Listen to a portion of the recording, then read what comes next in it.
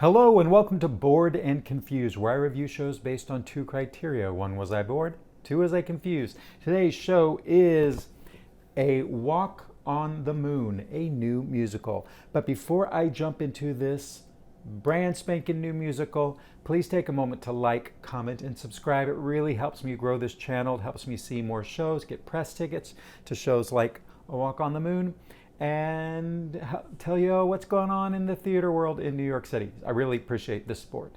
So, A Walk on the Moon is playing at the Laura Pels Theatre on 46th Street off-Broadway. And what did I know about this show going in? I didn't know anything other than the fact that there would probably be tie-dye, and I knew it was set in 1969. And I knew it was a musical. That's it. So where did this show come from? The story actually started way back in 1992 when screenwriter Pamela Gray, who drew on her own childhood memories of vacationing in the Catskills, in these little bungalow colonies, and she wrote a script she originally called The Blouse Man. It won the National Samuel Goldwyn Writing Award, which is no small thing. But for years, she couldn't get it made. Producers told her the story was too small, too soft, not universal, and too Jewish. Then, by coincidence, actor Tony Goldwyn, grandson of the Samuel Goldwyn, came across the script and immediately connected with it. He ended up directing it as his feature film debut, and the 1999 film starred Diane Lane, Viggo Mortensen, Liev Schreiber, and Anna Paquin. Great cast. It premiered at Sundance and earned generally favorable reviews. It has a 73% on Rotten Tomatoes, and Diane Lane received an Independent Spirit Award nomination for her performance. Gray then adapted the story into a stage musical with music and lyrics by Paul Scott Goodman and Anne Marie Milazzo. It first got on its feet at the American Conservatory Theater in San Francisco in 2018, then was set to open at George Street Playhouse in New Jersey in 2020, but COVID shut that down. It finally opened in New Jersey in April 2022, where critics called it inviting, appealing, though some noted it did feel kind of old-fashioned. Now, 4 years later, it's making its New York debut at the Laura Pels Theatre. It's directed by Tony Award nominee Cheryl Collar, with Talia Siskauer leading the cast. And I should note that Paul Scott Goodman is no longer credited for music and lyrics. Just Anne-Marie Milazzo is listed. So I don't know why that is. I Googled it, couldn't find out. If anybody knows, let me know in the comments. Okay, I'm going to give a quick synopsis of the story. Spoiler alert for those of you who don't want to know anything about the plot, which is usually how I am. Skip ahead to my critiques. So, what is A Walk on the Moon about? Well, it's the summer of 1969, the summer of the moon landing, the summer of Woodstock, and it's the summer that a Brooklyn housewife named Pearl Kentrowitz starts to unravel. Pearl has spent the season at the Catskills bungalow colony like she does every year, while her husband Marty comes up from the city on the weekends. Pearl got pregnant at a young age, married young, and has spent her whole life since then being a wife and mother. She never really got to live the life she wanted, and she's really starting to feel it. Enter Walker Jerome, a free-spirited traveling salesman who goes from resort to resort selling blouses to the women at the colony. Pearl begins an affair with him. He wants her to run away with him to California and be a hippie. Meanwhile, Pearl's teenage daughter Allison is having her own coming-of-age summer, falling for a guitar-playing boy named Ross. Things come to a head when Marty finds out about the affair, and Pearl has to decide whether to blow up her family or stay. So there's a lot of Borscht Belt humor in this, which makes sense given the setting in the Catskills. And the audience I was with at this preview was responding to all these jokes about potato knishes and blueberry blintzes and other Jewish things. The opening number has the whole company come on to declare it's going to be a great summer. There's a number where the women are playing mahjong at the colony, and the show hits all of these genre-specific beats that you would expect from this kind of show. So let's get into some positives and negatives. We'll start with some of the positives, with the things that I thought worked really well. The production really captures the energy of that era really well. I mean, 1969 is a fantastic period to set a show. It's right at the collision point between more conservative 1950s values and the counterculture that's starting to take over everything. The Catskills setting is specific and fun, and the audience I was with was clearly having a great time with all of it. I personally really enjoyed the moon projections that were at the end of Act 1. I thought that was a nice theatrical moment. And while the score didn't fully work for me overall, I want to give credit where it's due. Composer Anne-Marie Milazzo demonstrates real skill. There's some genuinely good lyric writing. Most of the songs do the work they're supposed to. They either reveal characters or move the plot forward. They're written in this style that feels appropriate to the period.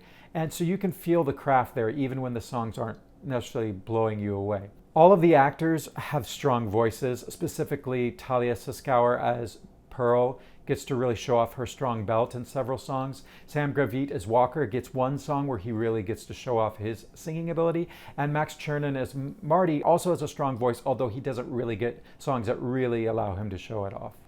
And everyone in the ensemble is just singers are really strong in this show. I also found myself more invested in the daughter, Allison, and her relationship with the guitar playing Ross than in the main storyline. That subplot just, I don't know, had more emotional clarity for me. So on the negative side, I'll be honest, the fundamental issue with the show is that there's a tonal mismatch.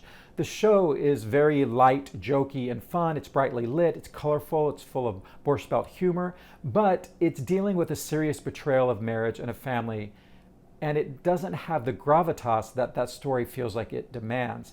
The song feels very textbook contemporary musical theater, and I don't think any of them are going to be more memorable than the real 1969 and early 70s songs that they have been inspired by. The book has some bumpy, jokey moments, and the devices used to create conflict, the things that are pushing Pearl towards the affair and then the eventual blow-up, sometimes draw attention to themselves. I was very aware of the author working in the necessary plot points to move this story forward. And here's the biggest problem I had is that Pearl doesn't have a clear, strong want. She has a feeling of discontent, a vague sense that she never got to live her life, and that's a real human feeling that I understand. But as a theatrical engine, it's not enough for me to want to root for her. I didn't really care whether she cheated on her husband or not. I mean, I preferred she didn't because it just seemed like a bad idea. But for me to really care about the outcome of this, I needed her to want something specific and urgent and be fighting for it. As for the bloused man, Walker, I never really believed the romance. I didn't understand why this young, strapping, handsome guy selling blouses would fall so hard for a woman who seemed a little older, married, with children. Not because I don't believe that couldn't happen, but because I wasn't given a scene or a song that really helped me understand why he was falling for this woman. I mean, they sang songs together, but it never really grabbed me in a way where I went, wow, this is a love for the ages. I want them to be together. And, spoiler alert, sorry, when Pearl finally tells him she can't leave her family to go with him to California, he declares he loves her, but then he kind of just gives up. So I was thinking, if you really love her, why don't you fight for her? And of course, I guess he doesn't really love her. So the stakes were just kind of low for this relationship. So was I bored? Was I confused? Was I bored? Just a little bit, especially in Act 1, because Pearl doesn't have that clear want. I just was never invested with her, and I just got a little tired of watching her feel unfulfilled without the show really giving me a reason to care about the outcome. In Act 2, I was much more engaged because that's when the shit hits the fan, and then there's some real drama to latch onto. But the first act, I wanted it to grab me more. I really wanted to care about this woman and her family on more than just a surface level. So, was I confused? Not really. The story is pretty straightforward. The one thing I found genuinely confusing was the tone. The show is lit brightly, it's played for laughs, it's musical comedy, but it's dealing with infidelity, it's a marriage in crisis. I felt that the show had decided that it was a musical comedy in the style of the Borscht Belt, but I felt that was not serving these deeper dramatic themes.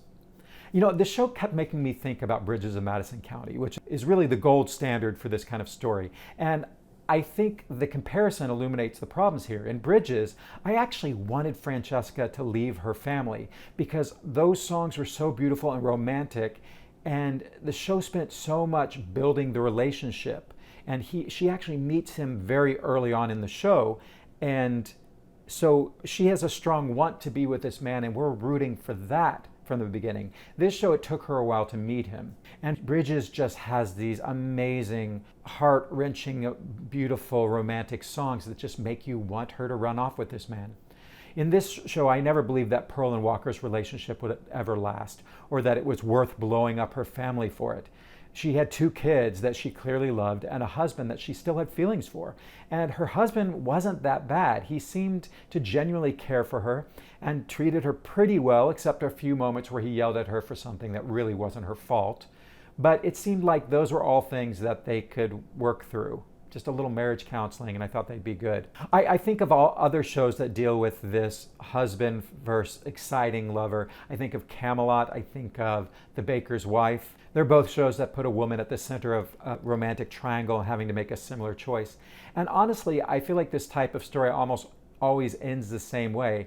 She goes back to her husband. Or does she in Camelot? I guess that's not true, because I think in Camelot she runs off with Lancelot. But I remember when I was watching the revival Camelot, I was torn again because I didn't know which relationship I was supposed to be rooting for. And I think that's just a problem with this genre of show, especially as a musical. To be really invested, you really have to create a story where as an audience we think she should run off with the guy, because then, also knowing that she loves her children, then that creates the drama in the audience as well, that we can understand what she's going through. And in this story, I never thought she would run off with this guy. Comment below if you can think of other musicals with this kind of love triangle where you're also really engaged. Now, I know there's a genre of story where the woman is abused woman, and it's not so much her choosing between her abusive husband and the new person she's falling in love with. I'm thinking of something like Waitress, where it's not about her choosing, it's about can she escape this abusive man.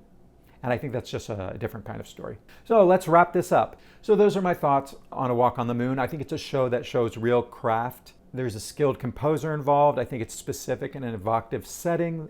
And I think the production clearly knows its audience. But for me, the tonal mismatch between the light, colorful presentation and the serious subject matter at the core of the story was something that kept the show from really pulling me in. And without a lead character who has a want that I can grab onto and root for, I spent a lot of Act 1 waiting for the show to kind of catch up to itself.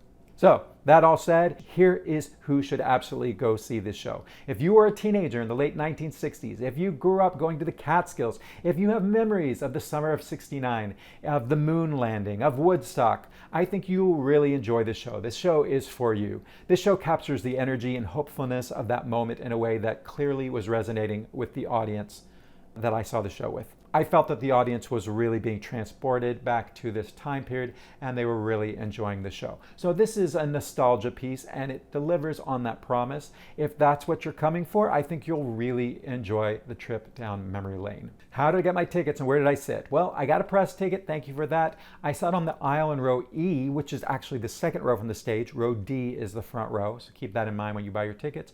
My seat was great, but I love this theater. It's got a really nice rake in the orchestra, and the mezzanine has good sight lines as well. So anywhere you buy a seat in this intimate theater, I think you're gonna have a great view of this show. It's very brightly lit, so you'll be able to see it all from wherever you sit.